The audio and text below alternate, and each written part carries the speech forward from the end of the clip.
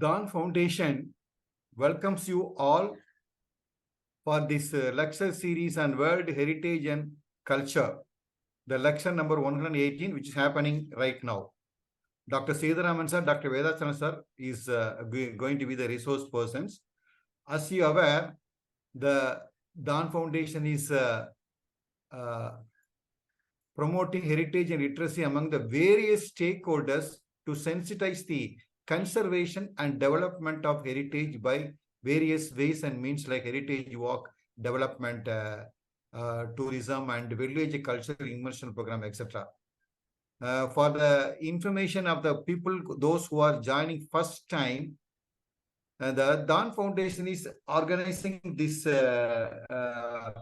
monthly lecture series on World Heritage and Culture from 2013 onwards, which was happened in every second Sunday of every month for the benefit of Indian citizens, especially students, younger generation, interested individuals who wish to promote our traditional culture and heritage. From last 3 months, it was for the request of various stakeholders. It has been the program has been organizing on every second Saturday by 5:30 p.m. to 7 p.m. Originally, this lecture series with the objective of promoting heritage literacy among the various stakeholders and another purpose is to give the unbiased details which will facilitate further exploration by the students and the individuals who are interested in heritage and culture. The third important objective is now the younger generations that our to highlight that our heritage is of spiritual development is more important than material or intellectual development for their own growth. This is now everywhere it is prevailing. So this lecture series will give more focus and also the more important highlights the spiritual development is more important than heritage than the material or the intellectual development. So this lecture was initiated, as I already told, from 13/4 to 2018 with the support of Dr. R. Venkatraman sir,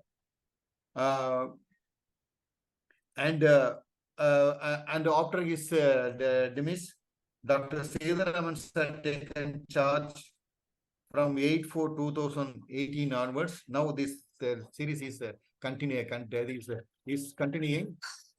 and further this lecture is again to give some brief about, to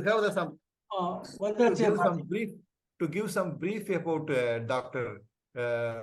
Sethuraman sir. You know, Dr. Sethuraman sir is an MPhil, PhD, and also the got a diploma in archaeology, and he's a very senior professor in the senior professor, head and chairperson of the now he's retired, the Department of History, Aesthetics and Fine Arts, School of Performing Arts, Madurai Kamarajar University.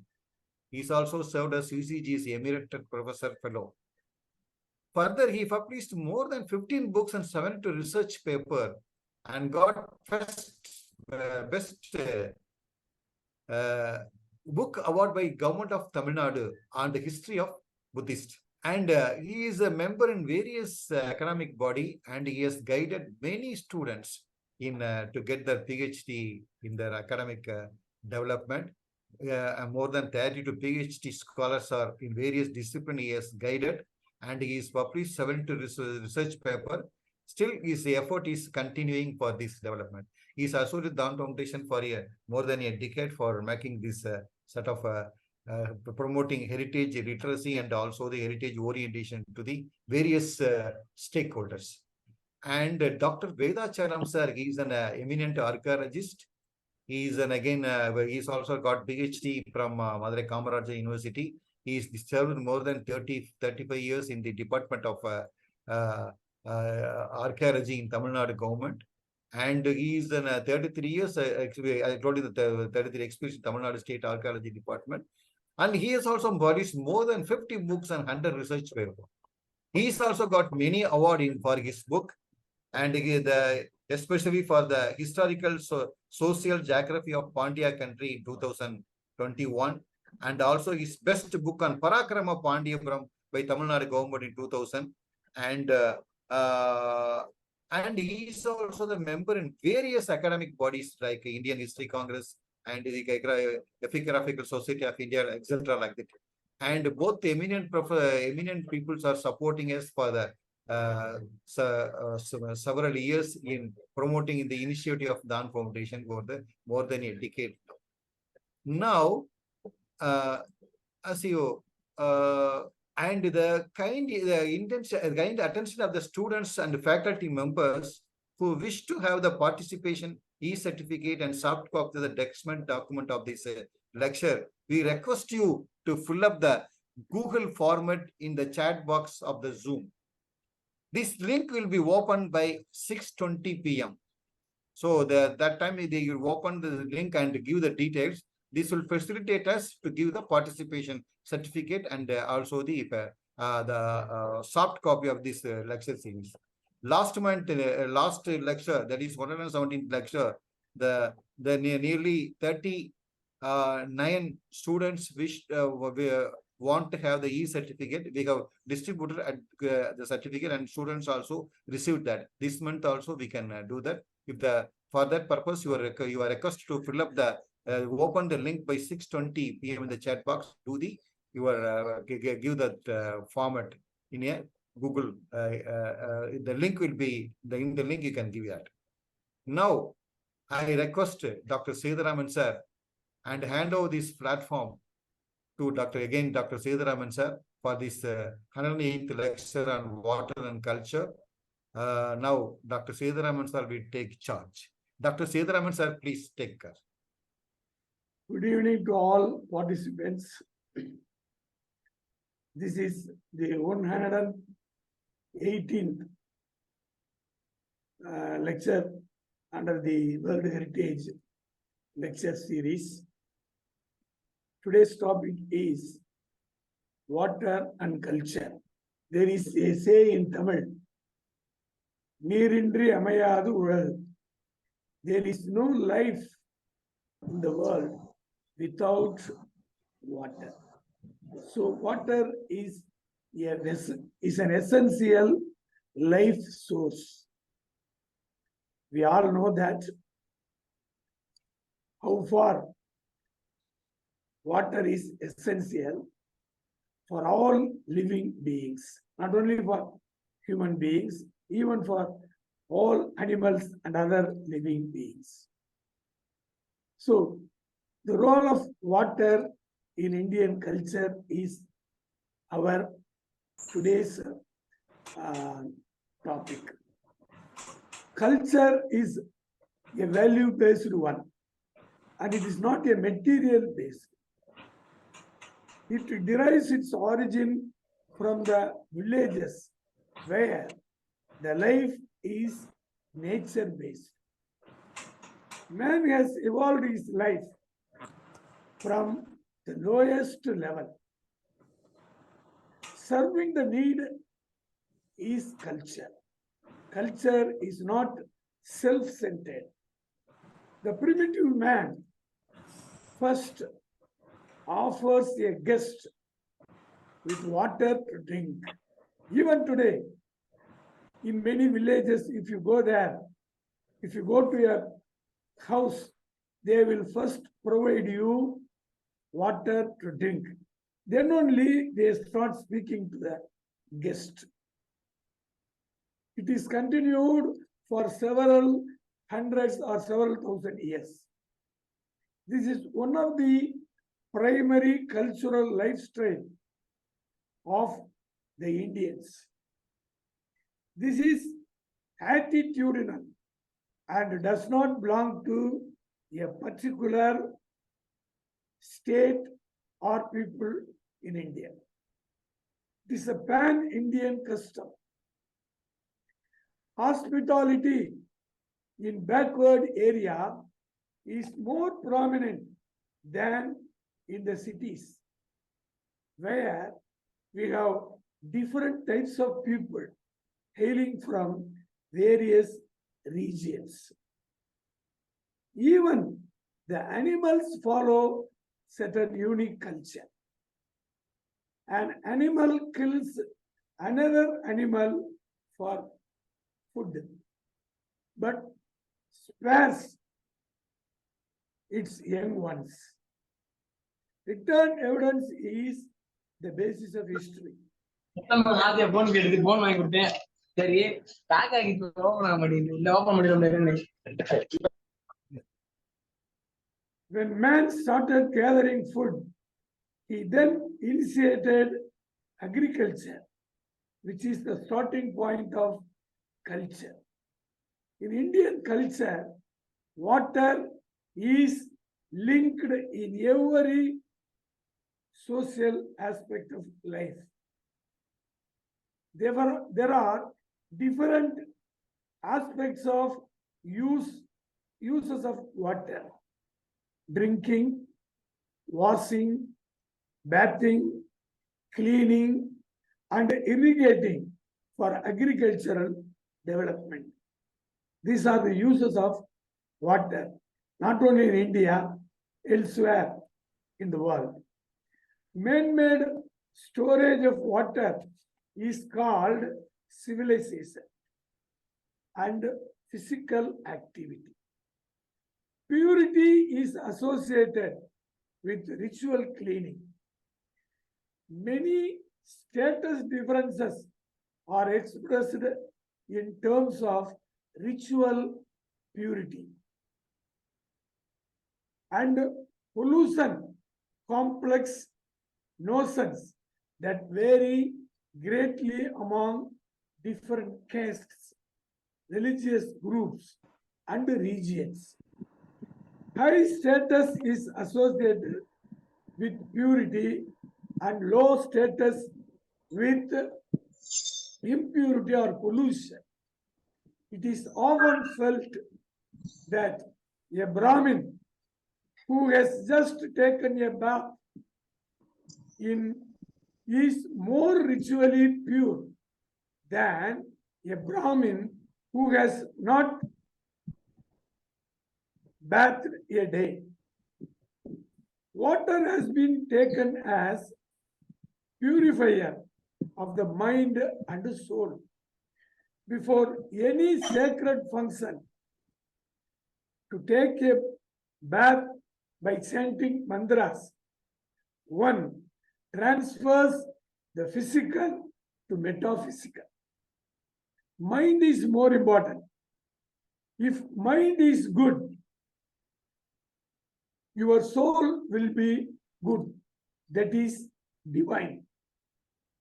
Water has a central place in the practices and beliefs of many religions for two main reasons. Firstly, water cleanses. Water washes impurities and pollutants. It can make an object look as good as new and wipe away any signs of previous defilement. We know that in India, we have some water gods. Starting from Vedic period to the folk tradition. Vedic, epic, Puranic, and folk tradition, there is a shift, as shift in political field. Here also, there is a shift from one god to another. During the Vedic period, Varuna, the god of rain, was the god of water. So water was under his control. Now you can see a sculptural representation of Varuna along with his consort, Varuni.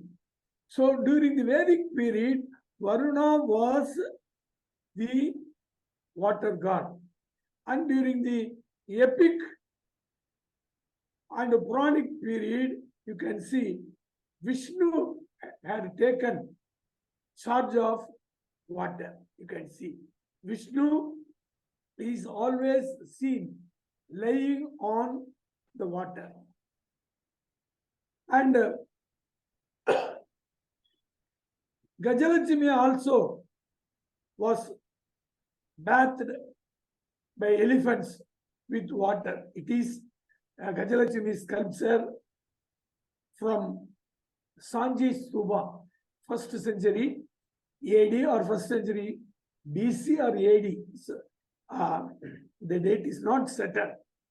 And this Gajalakshmi sculpture is very, very important in Indian culture, because even today, whenever a temple is constructed, on the lintel or on the top of the door of the temple, main temple, an image of Gajalakshmi is placed in not only in Buddhist temples but also in Brahmanical or Hindu temples. But this is the earliest sculptural representation of Gajalakshmi, bathed by 2 elephants with water.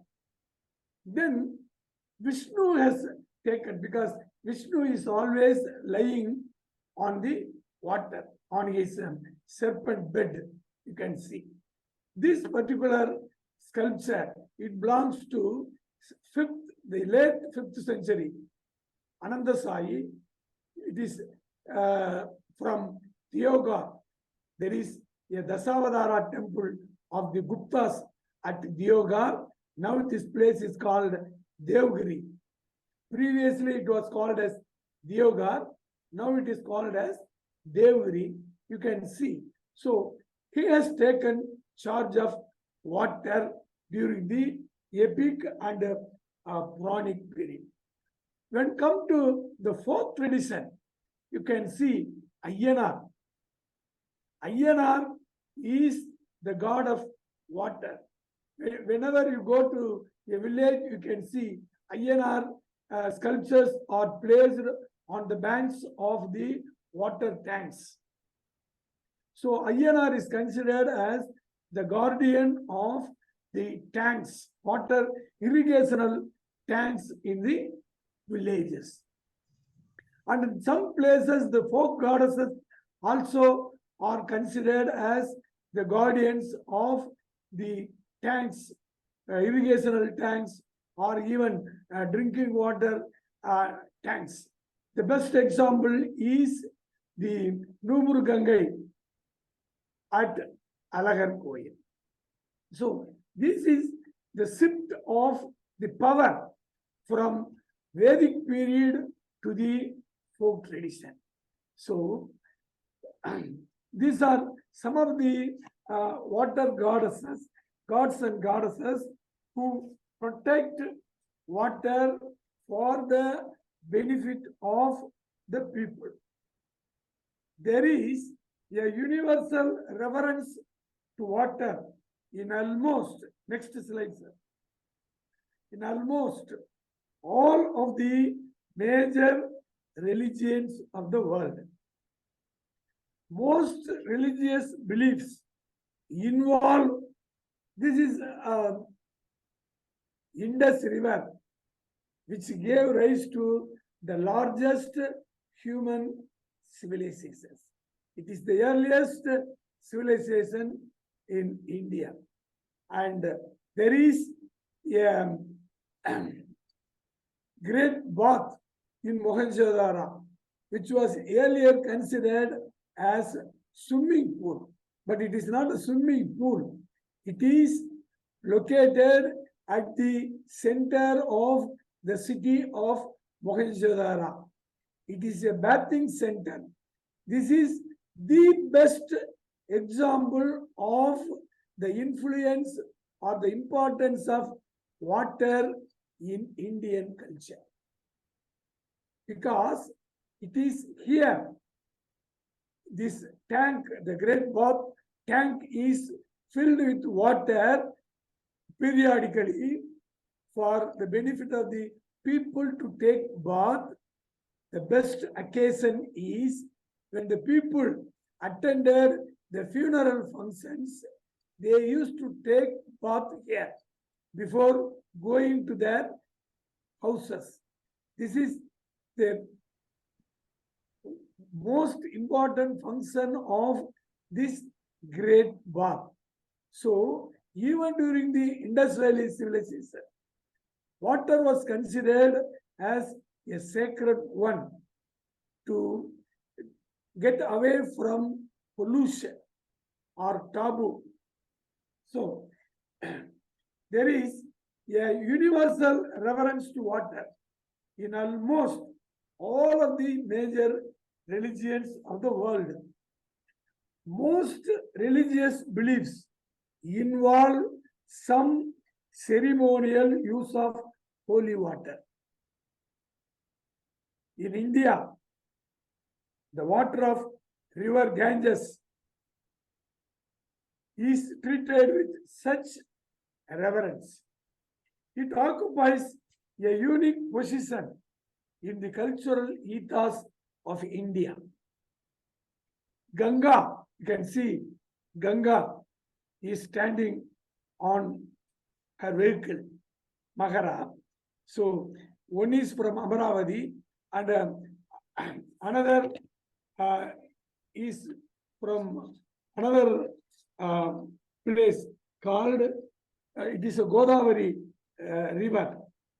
So one belongs to Amaravati and another belongs to the Godavari region and Sadavagana. One is Sadavagana and another is from Kusana. So it occupies a unique position in the cultural ethos of India. Ganga has sustainer seated or standing on the Mahara, the vehicle, which typifies the Ganga, is represented as early as in the 2nd century CE on a slab at Amaravati. That is, we are looking at it. Amaravati. Here, the goddess is shown carrying food and water in a tray and a jug respectively, and exactly resembles a similar figure of Kusan date that is standing by her side, but without the vehicle. She is standing on a pedestal. It is from Bharat Kala Bhavan at Varanasi.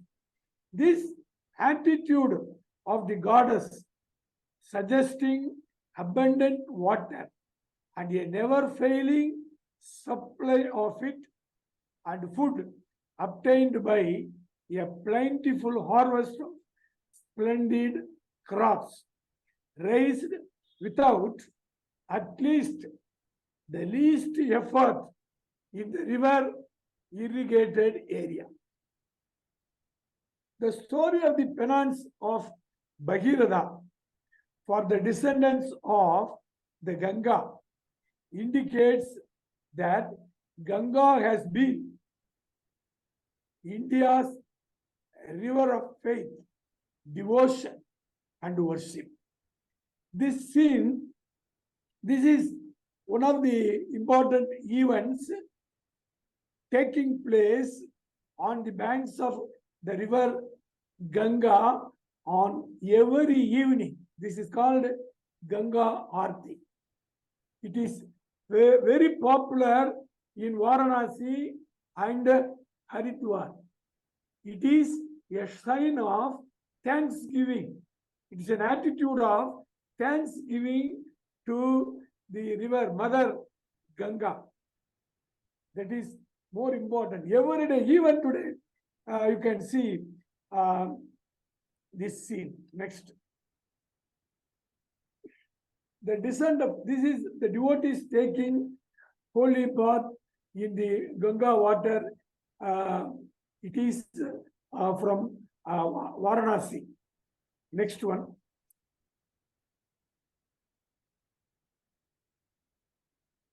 This is Kumbh Mela. Please stop it, sir. The scene of Ganga, the descendants of Ganga, is very much depicted in the large sculptural panel at Mamallapuram. Millions of people accept its water as sacred even today. People, before that, I'll tell you about Kumbh Mela. This is Kumbh Mela at Prayag. The Kumbha or Purna Kumbha suggests Amrita or ambrosia, the elixir of life. It is one of the reasons why the Kumbh Mela festival is sometimes associated with the chanting of the ocean, after which Vishnu carries the pot Kumbha of nectar in the form of Mohini. According to the legend, there was a quarrel between the Devas and Asuras for the possession of the precious pitcher. The demons were momentarily distracted, and Jayanta, the son of Indra, took advantage of it and carried away the pot of nectar. When the demons discovered it, they started quarreling and started chasing Jayanta. In the meantime, it is said that Jayanta filled drops of the immortal nectar, drops of the immortal nectar at 4 places. It is Ujjaini, Haridwar, Trayagambeswar, and Prayag, that is Allahabad, sanctifying them forever. Thus, at each place, the Kumbha is celebrated once in every 12 years. As Jayanta's flight was said to have lasted for 12 days, which is equivalent to 12 human years. It is also said that Jayanta, during his flight, appealed to the sun god to protect the pitcher from breaking, to the moon to prevent the nectar from falling out, and to Jupiter to protect him. Since all these 3 celestial powers, sun, moon, and Jupiter, had a significant role to play, the Kumbha is held when Jupiter, the sun, and the moon are in a particular astrological position in the almanac. Ujjaini, Haridwar, Trayagambeswar, and Prayag thus became the sites of great pilgrimage. And the Kumbh Mela is celebrated by turn in each of these 4 places once in every 4 years. It is the world's largest mass pilgrimage. Its antiquity is not traceable. The Mahabharata mentions a bathing pilgrimage at Prayag as means of prayachitta for past mistakes and guilt. Prayag, that the place of sacrifice, gets its name because Brahma is said to have performed a sacrifice there.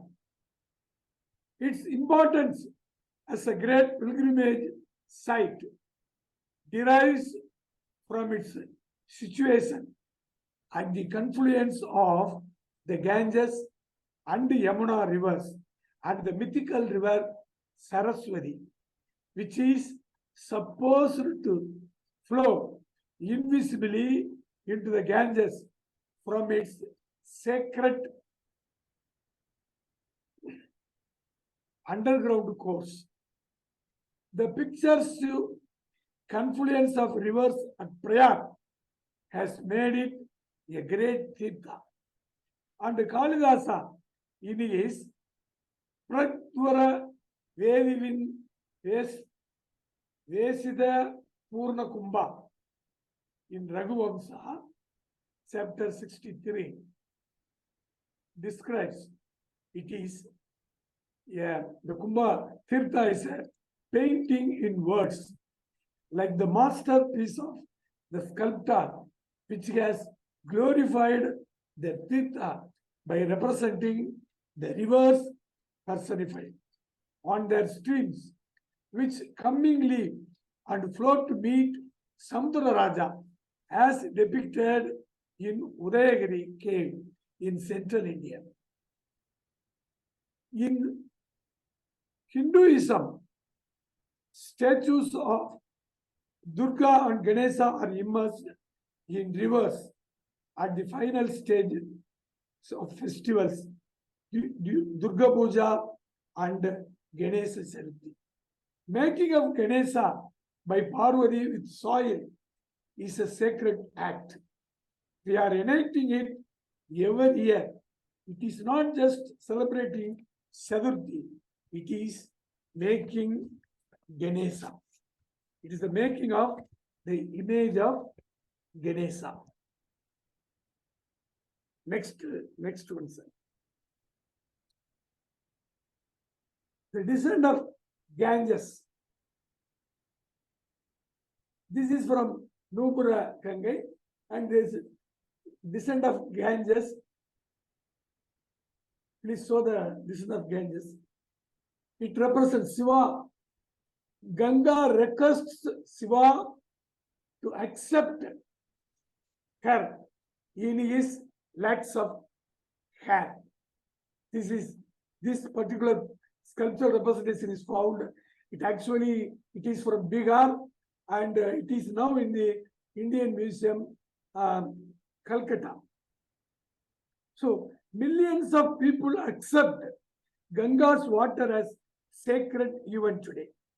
People trusted the Ganga water all over India and abroad because it is holy water and known for its curative properties. The river is a life support system for the people of India. Ganga basin is inhabited by 37% of India's population.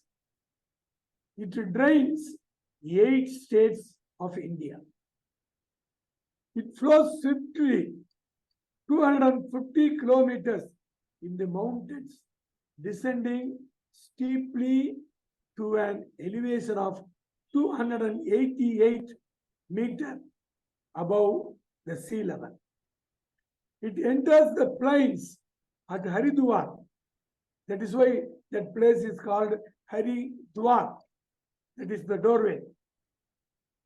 And proceeds to UP, that is Uttar Pradesh, Bihar, West Bengal, etc. for about 2,500 kilometers. Ganga is the Hindu symbol for purification of soul and rejuvenation of the mind. This is Ganga releases the water through Kalasa. This is one of the sculptural representations.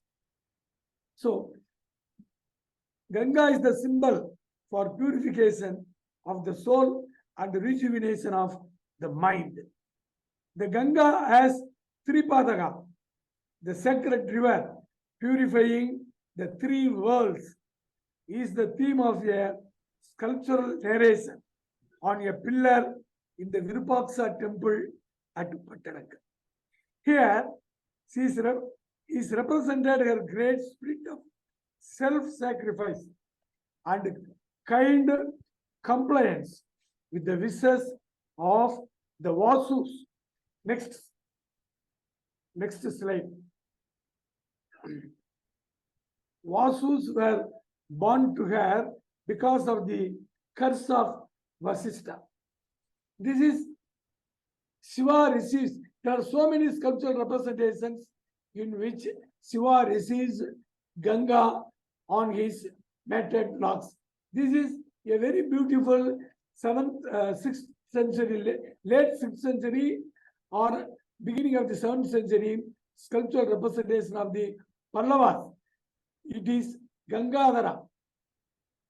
It is Gangadhara panel, sculptural panel. Here you can see which Shiva receives the river Ganga on his locks of hair. Here you can see this place. So there are so many such representations in sculpture. Next one.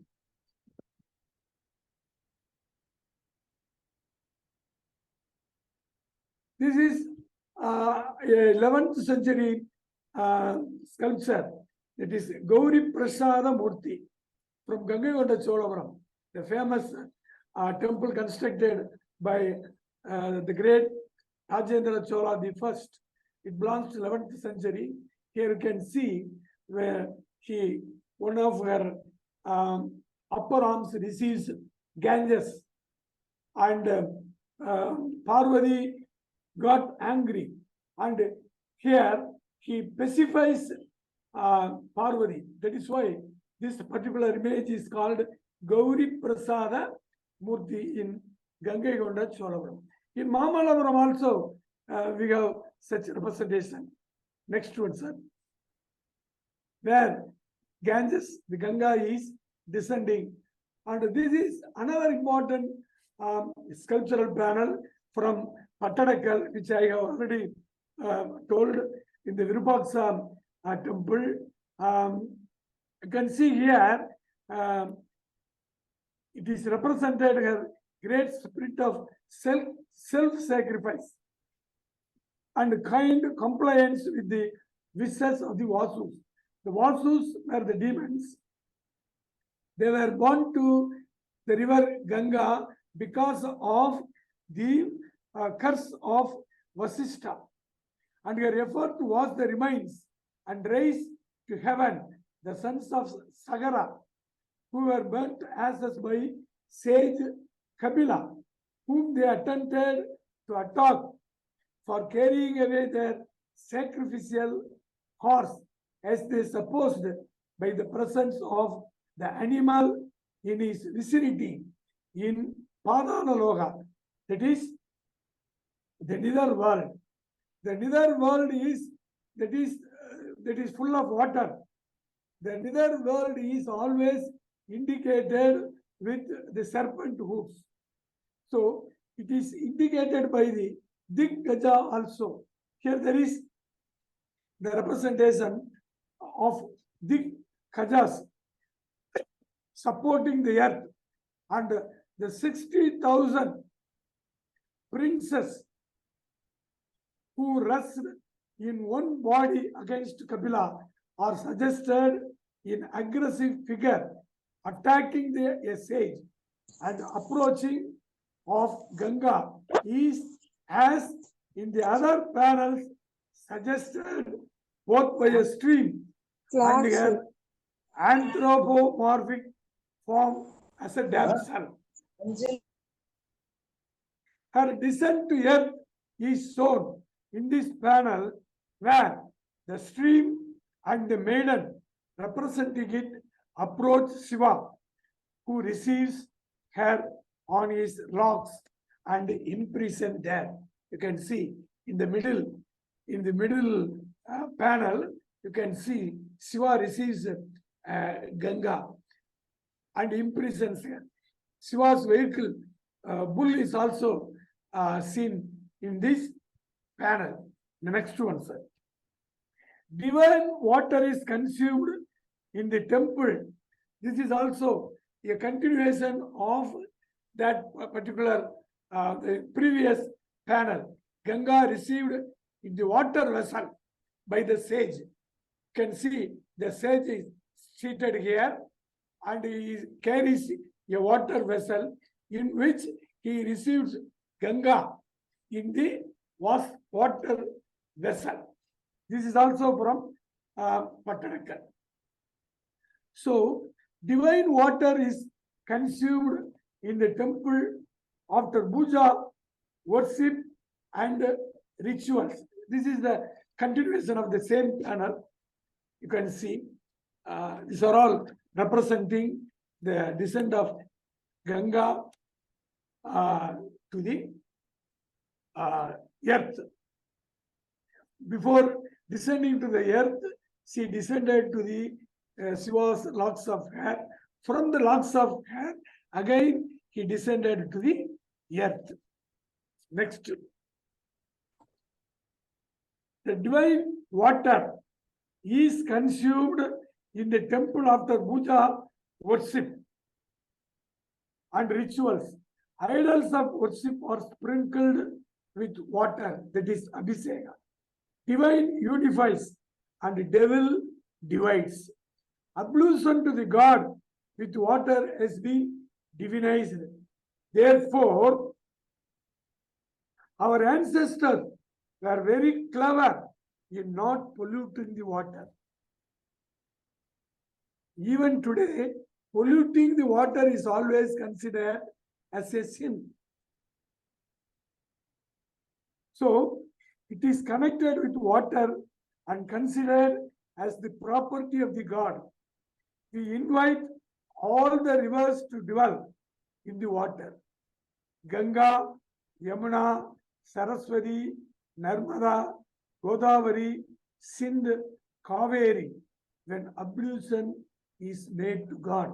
When the ablution is made to God, we invite all the rivers, sacred rivers, to dwell in the water with which the priest is going to wash the image of the God. So, almost all these rivers are considered sacred. There are about 150 rivers in India. And in addition, there are also many tributaries of these rivers. So, in every aspect of human life or even animal life, one can see water as a purifier. So, this is another panel. Here you can see Ganga released from Shiva's lap. Previously, we have seen that Ganga enters into the lock of the Lord Shiva. Here you can see Shiva releases Ganga water to the earth. Shiva releases Ganga water to the earth. This is from Ellora, 8th century panel. So, next one.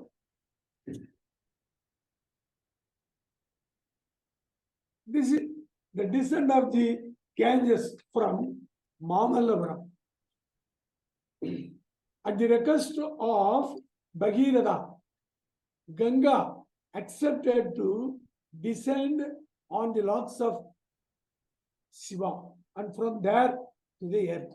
You can see in between these cliffs, there is a small, you see, please show the next one, sir.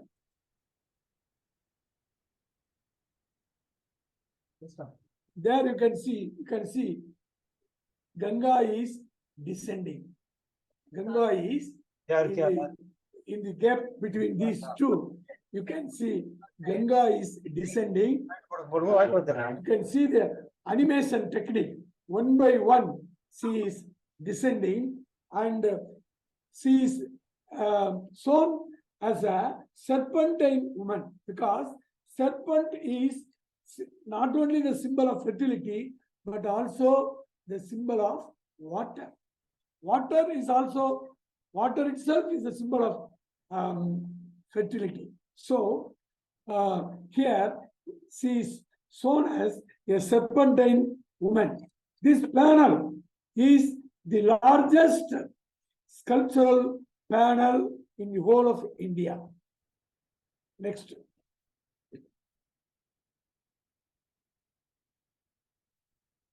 This is Yamuna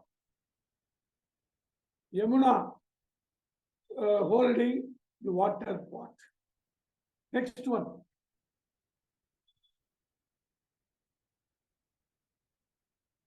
This is the river Saraswati, Vakadaga, 5th century CE, from Ellora. But there is a belief that she is always a mythical river. Her origin is not known to anybody.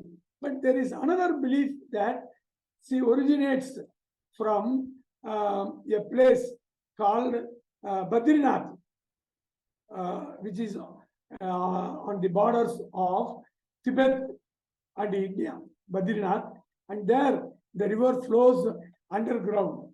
One can notice that river. Next.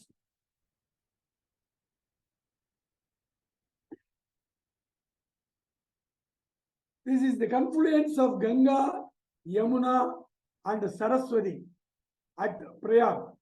It is from Udayagiri, Gupta period. It belongs to 5th century CE. You can see all the 3 rivers are shown one by one. Next.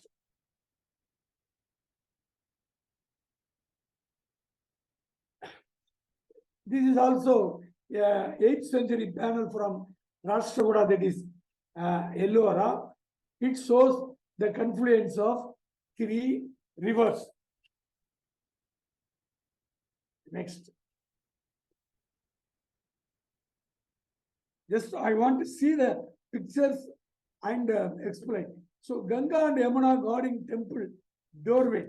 See, there is a very important thing that Ganga and Yamuna guarding the doorways to purify visitors is found in sculptures of the early and late medieval period. This is from Gupta, Bihar, 5th century AD. On either side of the door jamb, a figure of Ganga standing on Magara and Yamuna standing on her vehicle on the other side and holding the creepers that issue from the mouth of the Magara and crocodile appear in many temples. And this is from that the river goddesses are depicted in human form from the Gupta period onwards, that is 5th century onwards. It is referred to in Kalidasa's Kumara Sambhava as Murtasa Ganga Yamune Tadanim Satsamare Devan Asevisadam. It is there in the 7th chapter of Kumara Sambhava. There is a fine doorway similarly decorated from Buxar in Bihar. It is now preserved in the Gupta Gallery in the Indian Museum, Calcutta. The Purna Kumbha itself with lotuses and water is a symbol not only of plenty and auspicious, but also of the river, and the earliest symbolic representation of the purifying influence of the river goddesses guarding the entrance on either side, which accounts for the sorry, for the presence of Purna Kumbha on either side of the doorway. There are terracotta figurines representing the river goddesses. The most impressive among them are the nearly human-sized representations of the river goddesses Ganga and Yamuna, which originally flanked the entrance to the Shiva temple, probably dating from the late 5th or early 6th century CE. Next slide, please. This is very important one. Mahamaham. Mahamaham is a sacred festival outside Kumbh Mela, celebrated once in 12 years at Kumbakonam in Tamil Nadu. It is considered equal to the Kumbh Mela celebrated at Prayag, Haridwar, Nasik, and Ujjain.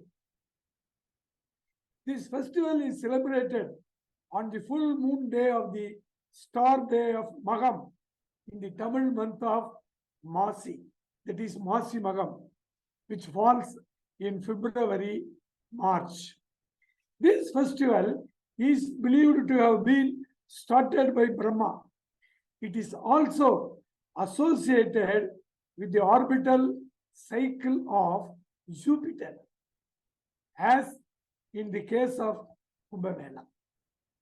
The venue of this festival is the Mahamaham tank itself, which is closely connected to the legend of Kumbakonam. According to the Periya Purana of Sekilar, during the Mahapralaya, that is the great flood, after Dwapara Yuga, the Kumbham or pot full of Amritam, that is nectar, and seeds of creation was set afloat by Shiva. The said Kumbham had its rest in this place. Hence, this ancient place is named as Kumbakonam after that Kumbha. That is Amrita Kalasa. Immediately after its rest, Lord Shiva appeared in the guise of a hunter and broke the said Kumbham full of Amritam, that is nectar, with his arrow. The split nectar pooled together in a place now known as Mahamaham tank.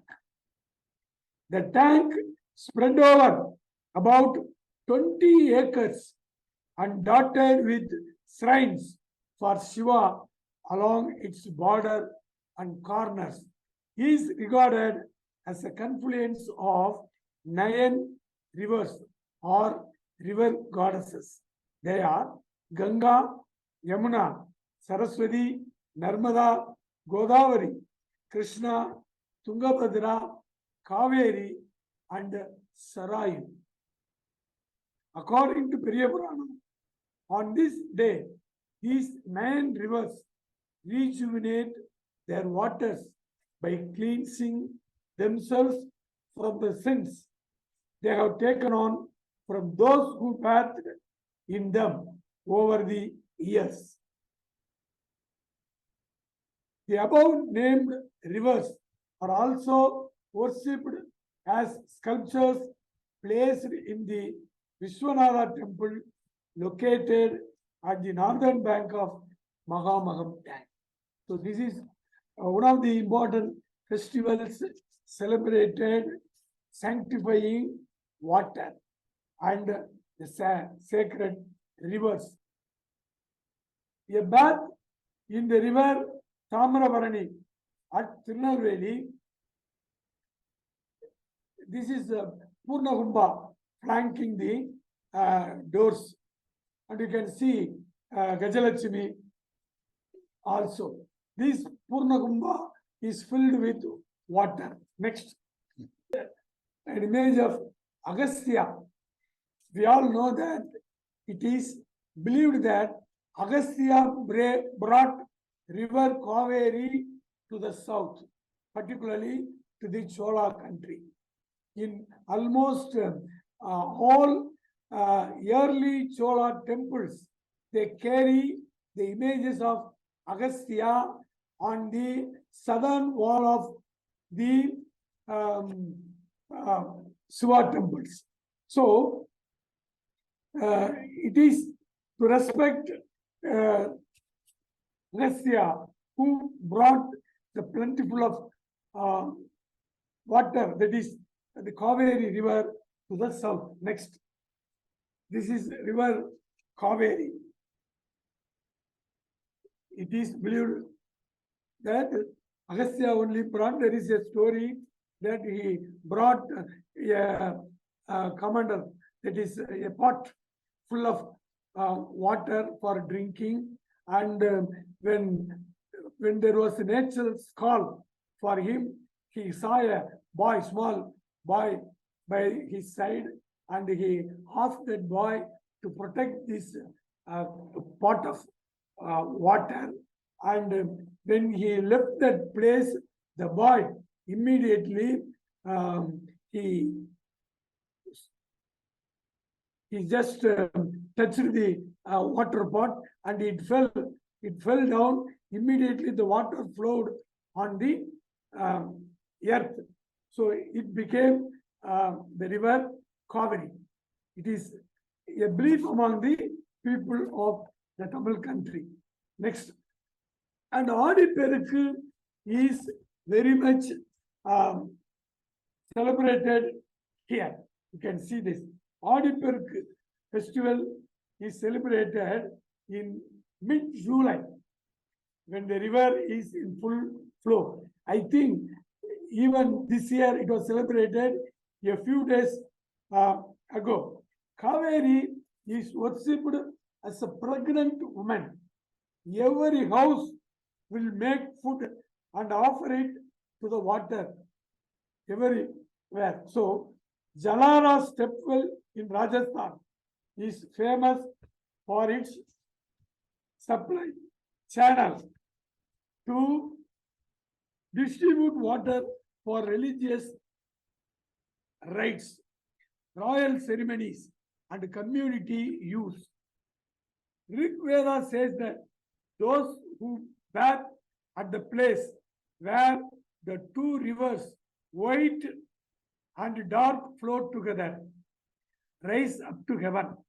According to the Puranas, all these rivers, that is 150 rivers and their tributaries, are all holy.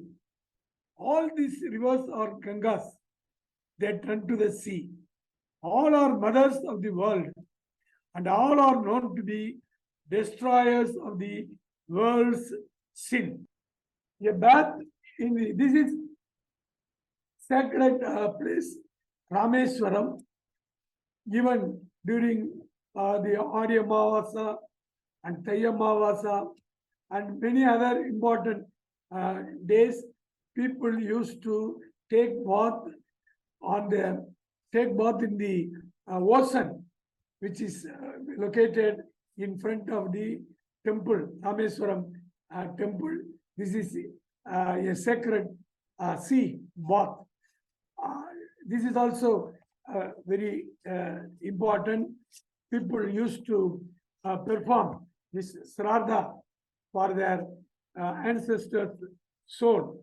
This is one of the important sacred activities of the Indian people. Next, this is also from Rameswaram. It is a tirtha. There are 22 tirthas inside the temple. Each tirtha has its own taste. Each one, the taste of each tirtha differs from another. So, people used to take bath in all tirthas. It is one among the 22 tirthas located inside the Rameswaram temple. Next. So, another important one is, this is stepwell Hampi. This is from Vijayanagar. It belongs to 13th, 14th century. It is meant for taking bath by the people, commoners, and even for royal members. Next one.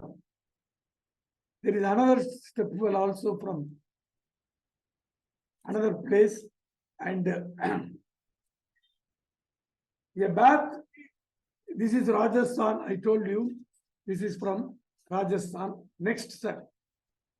A bath in the river Tirunelveli on the Thaipusam day is considered height.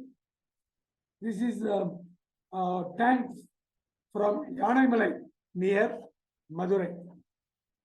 So, on the Thaipusam day, taking bath in Tamrabarani is considered highly meritorious for the reason that Shiva had blessed Parvati, who was doing penance there on the banks of the river Tamrabarani on the Thaipusam day. It is also said that Indra, the head of the celestials, got rid of his sin on the Thaipusam day at Tirupudai Marudur in Tirunelveli district. And hence, this place is also, it became a sacred center of observance of Thaipusam festival. The Thaipusam festival is also celebrated in Palani, Tirutani, and other places associated with Muruga or Subramanya. Devotees walk long distances singing in praise of Muruga and balancing Karagam vessels and kavadis on their heads and necks. The floating festival is celebrated on the same day in the Meenakshi Sundareswara temple at Madurai. Please show the Tepakulam. The temple deities clothed in silks and decked with jewels and flowers are taken in a grand procession to a large tank known as Mariamman Tepakulam to the east of the town. The divinities are placed in gaily decorated floats illuminated with hundreds of lamps and are taken round the tank to the accompaniment of instrumental music. Next, sir. Instrumental music. So, this is from Siddhanavasan. It is a painting. You can see this is a lotus tank in which people are plucking the lotus. Next slide, sir, please. This is a childbirth from Alagar Koil. For childbirth, here you can see the taking the child's they are taking bath. So whenever a child is born, immediately he will be cleaned by water. He or she will be cleaned by water. This is from Alagar Koil. It belongs to 16th century Ramayana painting. This is a funeral ceremony. Funeral ceremony is also very, very important one. In funeral ceremonies, water plays a sacred role. A sip of water is given to the dying. The body was washed and the hair and nails were cut. Funeral grounds are always located near a river or water tank. Sometimes at the funeral, a small hole is drilled in an earthen pot, which is then filled with water. As the son of The deceased walks around the burning funeral pyre with the pot. Dripping water forms a limiting line to prevent the soul from escaping back into the earth as a ghost. When the heat of the fire cracks the skull of the corpse, the mourners bathe in the river and return home. In India, a bone throwing ceremony concludes the Hindu death observations.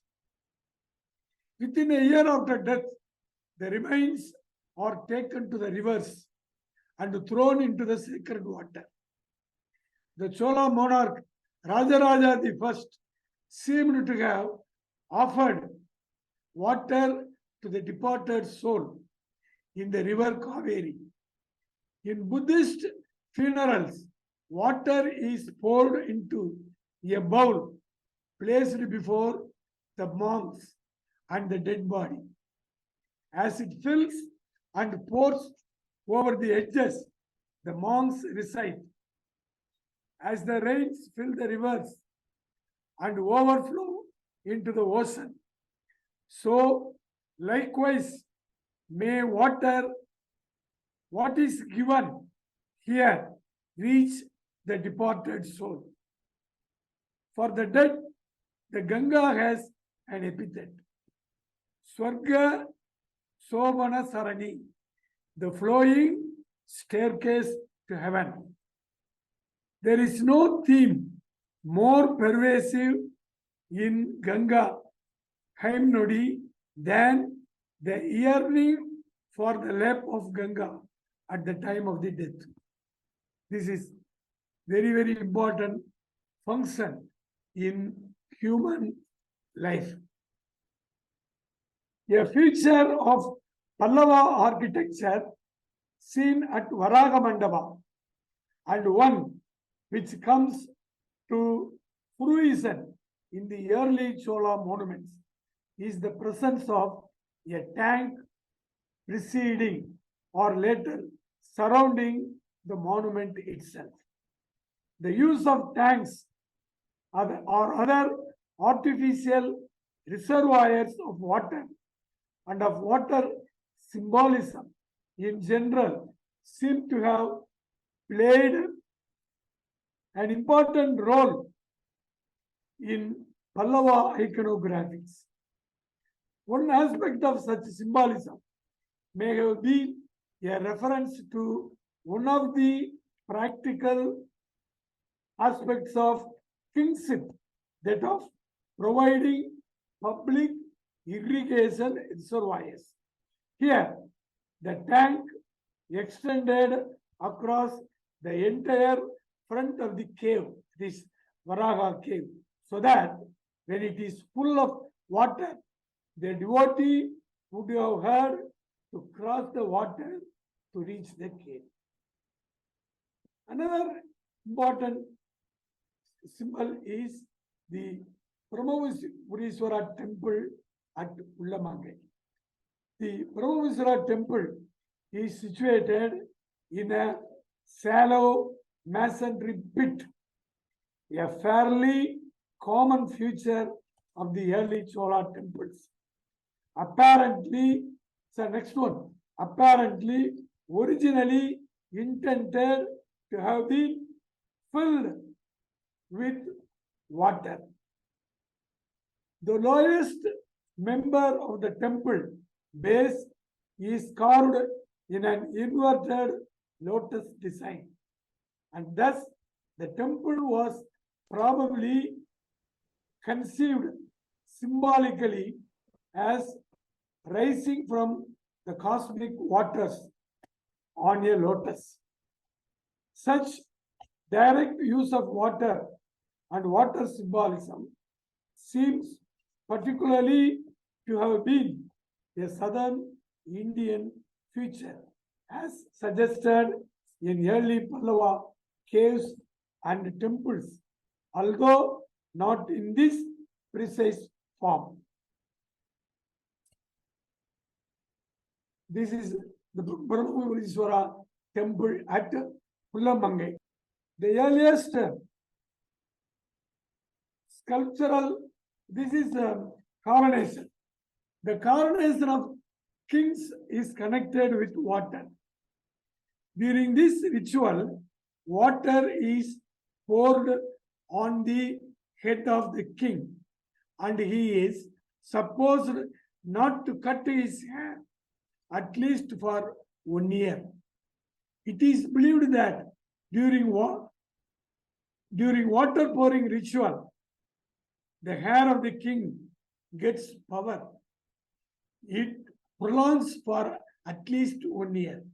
So this scene is represented in an 8th century sculpture found in the Vaikundha Perumal temple at Kanchipuram. This is the coronation ceremony of King Nandivarma II at in the Vaikundha Perumal temple at Kanchi. Next one, sir, please. This is from the Dharasuram. Normally, we used to pour oil for lighting a light. But here, one of the Saiva Nayanbar, Nandi Adigal, he is lighting water lamp. You can see.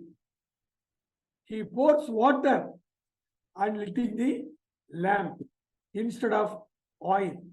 This is one of the very beautiful example of the sacredness or the importance of water in Indian culture.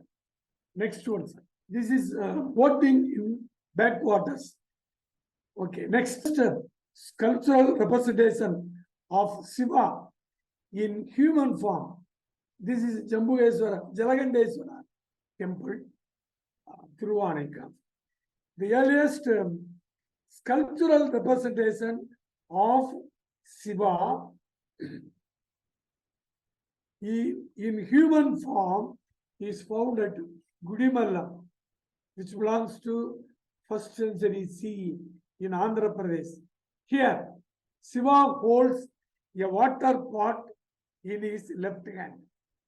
Sometimes a pot of Ganga water with a hole in the bottom hangs particularly above Shivalinga, dripping drops of after drop of Ganga water.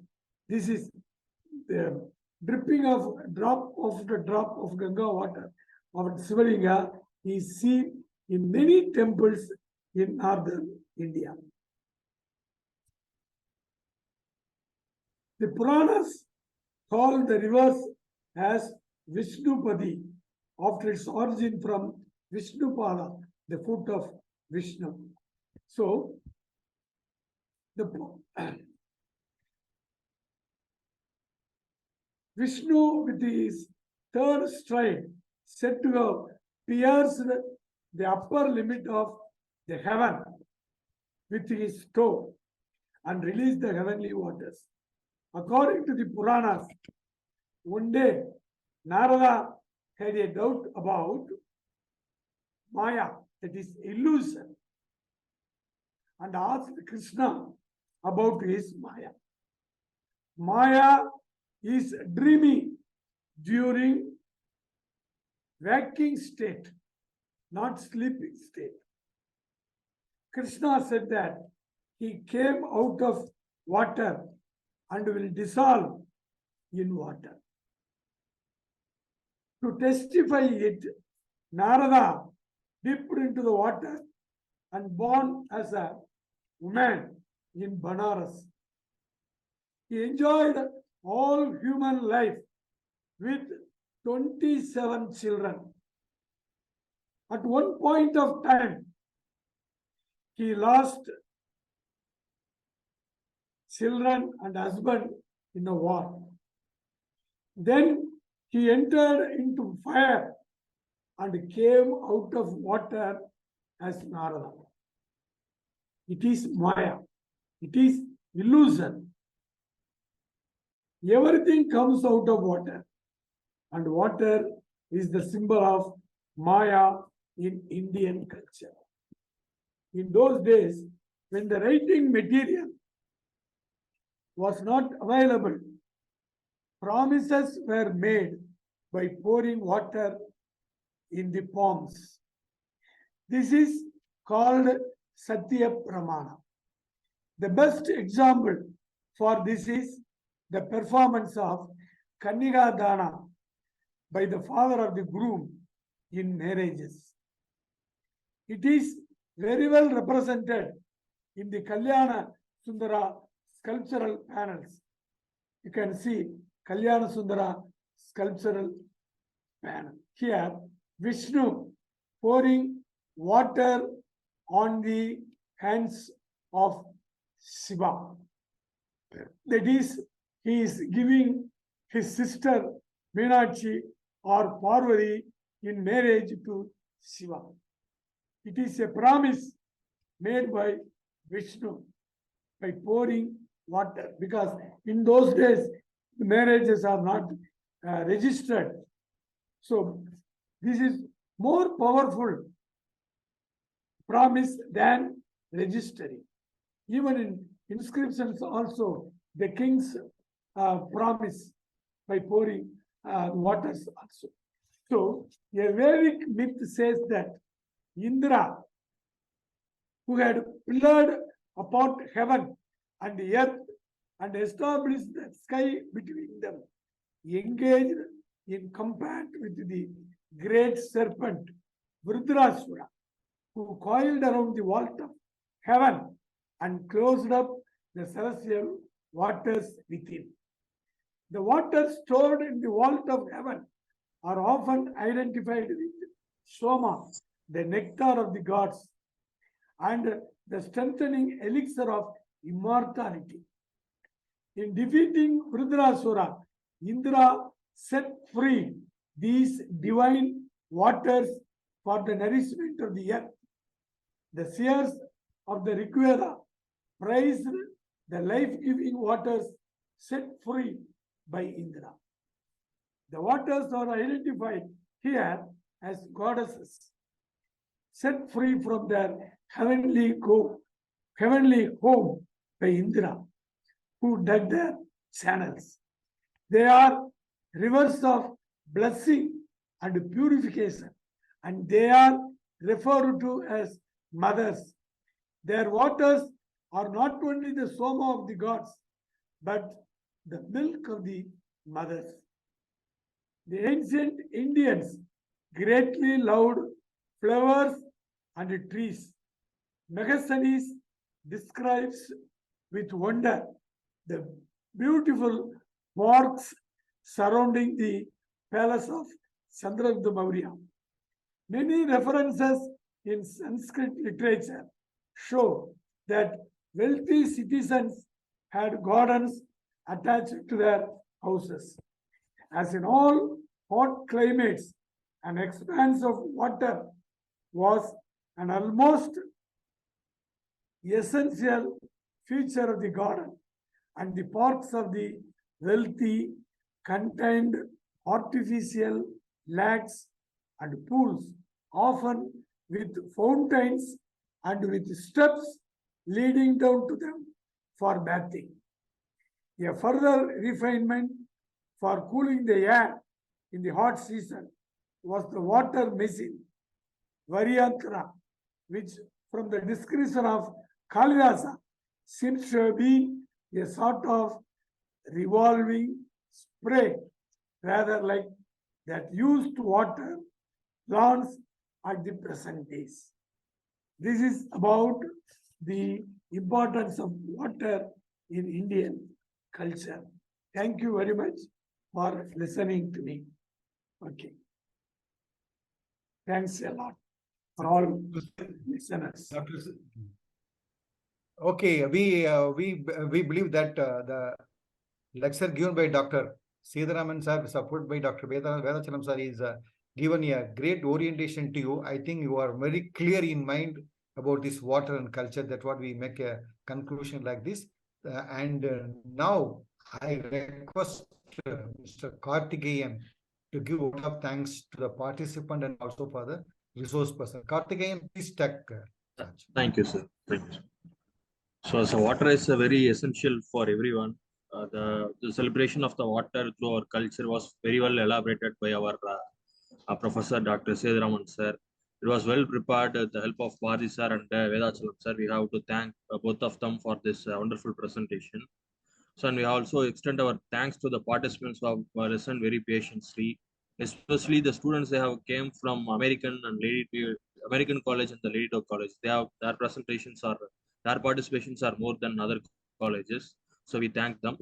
So, and we also extend our thanks to the Muniram Singh sir for his direct approach to the colleges and the professors who have guided their students to participate in this kind of resource lectures. So on and all, thanks to everyone for your participation. So this is a kind of event which is we are happening for 118th time. This kind of events will happen every month of second Saturday. So the most students can come and participate here. The whoever participated here can spread this news to the other students and others public also to get their heritage literacy. Thank you, one and all. Thanks, Karthikeyan and Muniram Singh for their effort on this to make the program very nicely to motivate the students to participate on it. And Dr. Vedachalam sir, do you want to have any message? No, sir. Okay, thank you, sir. Thank you. And Seduraman sir, can you announce the topic for this? Because it's a continuous journey, Now, what is the topic we are going to next discuss on the next one? topic will be art and environment. Art Art and and environment. Yes, highly. It's a very good subject for this next month. It is impact of environment on art. Very good. And this is very relevant also now. Everywhere the environment is and influence of the environment, various per aspect is getting momentum in all over the world. I think this subject is going to be again a very rich experience to the participating students. And because of Dawn Foundation, we welcome you all for this next month. That is September 2nd, Saturday, 5:30 p.m. 5:30 p.m. sharply, because the participation the right time will facilitate the to the you understand better about the topic, because the introduction is very important before talking the topic. Dr. Seduraman are giving the very great introduction in the initial stage. So to get that experience, I request the people, one humble request again to participate on exactly by 5:30 p.m. of next month, second Saturday. Okay, we'll meet in the next month. Thank you. Thank you for once again.